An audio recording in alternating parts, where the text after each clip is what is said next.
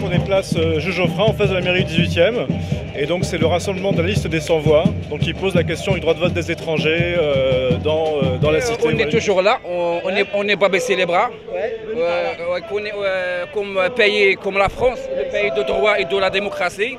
Aujourd'hui il y a une porte qui est fermée. Pourquoi cette porte est fermée? Dans la vie il faut donner la chance à chaque personne.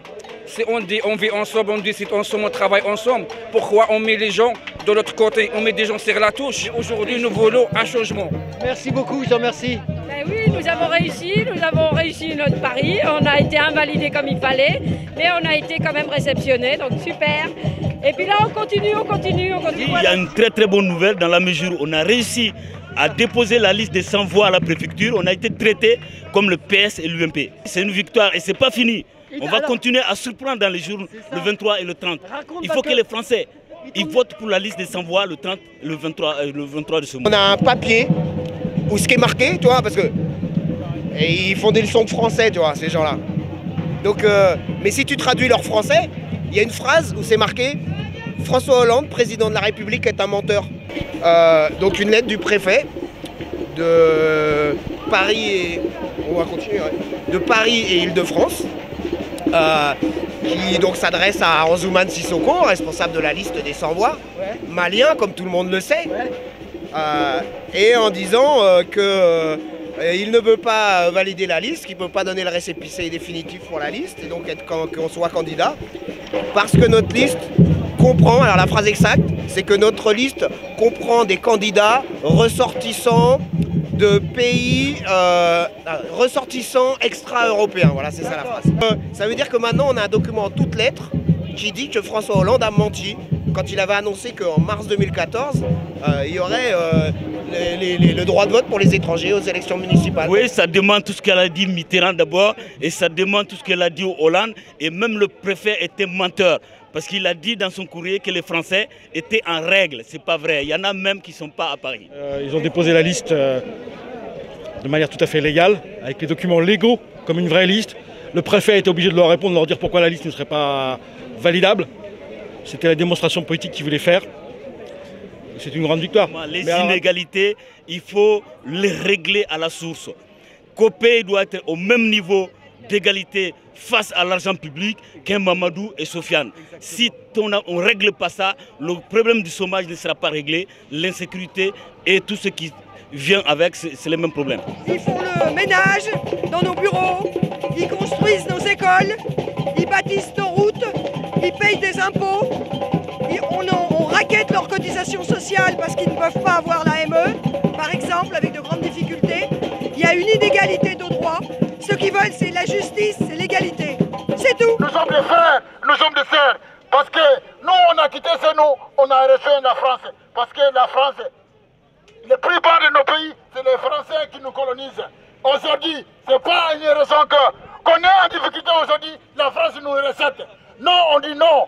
Nous sommes toujours attachés à la France parce que nous avons une histoire avec la France. Chers camarades, depuis 30 ans, cette promesse de vote étranger était promis par François Hollande, passé par François Mitterrand avant 1981. Et jusqu'à présent, il est dans le placard. Il faut que les changements, ça se fasse maintenant. Non, mais je pense que oui, c'est très important de faire des manifestations comme ça. Bon, si nous vivons ensemble, il faut avoir les mêmes droits quand même. Donc, si on a les mêmes devoirs, il faut avoir quand même les mêmes droits. Parce que j'estime que les sans-voix ont le droit d'avoir une voix. Pour moi, je suis scandalisée dans ce pays où des ressortissants non communautaires, mais qui ont des titres de séjour, de carte de résident de 10 ans, qui vivent ici, qui travaillent, qui ont les enfants scolarisés, qui payent des impôts comme tout à chacun, ne puissent pas avoir le droit de participer, parce que pour moi, les municipales, c'est la vie, c'est la commune, c'est la ville. Donc, ils doivent avoir la parole sur toutes les décisions qui sont prises, parce qu'ils en font partie de façon intégrante. La politique, elle doit être festive. C'est vrai. Et les gens commencent à se poser des questions.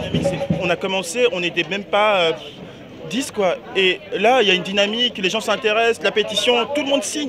Et moi, je suis super content et puis ça fonctionne en fait. Là, il y a un mouvement qui se crée dans le 18e et c'est pas juste, on ne veut pas s'arrêter aux élections municipales.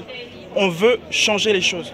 Juste en face là, il y a la mairie du 18e, la mairie institutionnelle. Et là, nous, on est en face de la mairie et on prône la démocratie réelle, quoi. Ça montre que les gens ils aspirent à autre chose qu'à des discours sécuritaires du type Manuel Valls. Ils veulent autre chose. Moi j'avais voté pour Hollande, vraiment je ne savais pas qu'il allait faire ça. C'est la justice que les gens qui sont depuis tellement longtemps. C'est même, je trouve ça même, je sais pas comment dire, je trouve ça même incroyable qu'on en soit encore là, quoi, alors qu'on devrait réclamer le droit de vote pour toutes les élections. Après, ce qu'il y a d'intéressant avec ce mouvement, c'est que ça déborde la question uniquement du vote, enfin de la représentativité aux élections formelles, on va dire. Ça débouche sur une réflexion sur qu'est-ce que c'est qu'être vraiment citoyen, qu'est-ce que c'est que prendre part à la vie politique, aussi bien pour les étrangers que pour les Français d'ailleurs.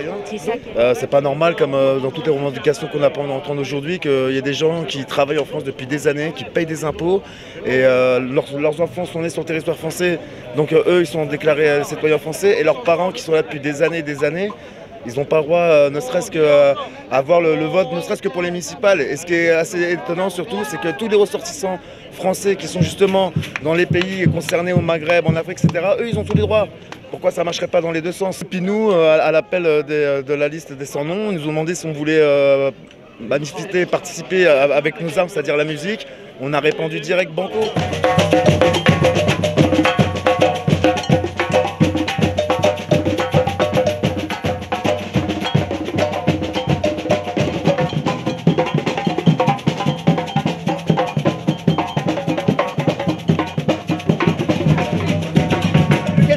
Écrit, toi.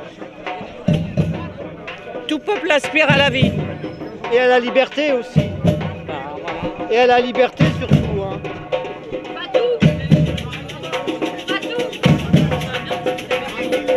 J'irai jusqu'au bout de ces élections-là, du 23 au 30 mars, pour donner un sens à la lutte que nous portons.